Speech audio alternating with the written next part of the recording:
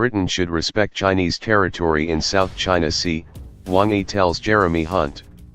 China has asked Britain to respect its territorial integrity and not to risk the trust between the two nations after a British warship conducted a freedom of navigation exercise in the South China Sea.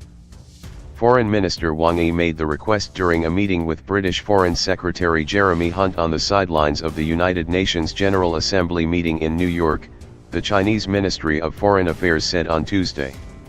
British warship HMS Albion sailed close to the disputed Parasil Islands, controlled by Beijing but also claimed by Taipei and Hanoi, on August 31, while en route to Vietnam from Japan.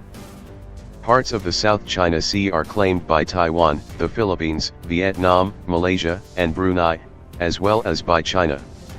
China's neighbors, and the United States, have expressed concerns over Beijing's build-up of military facilities on islands in the disputed waters, and have said efforts should be made to ensure freedom of navigation in the area.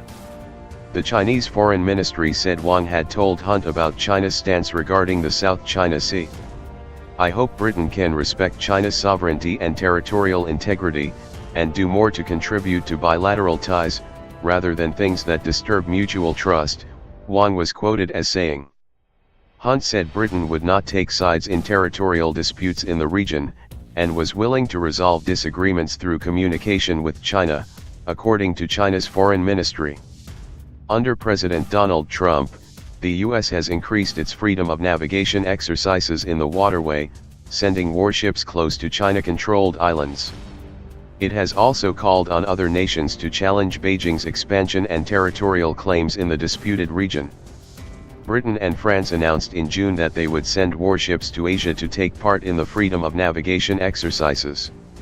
China's ambassador to Britain, Lu Xiaoming, claimed last week that big countries from outside the region were abusing their freedom of navigation rights and causing trouble in the South China Sea. Other countries have also conducted military operations in the waters.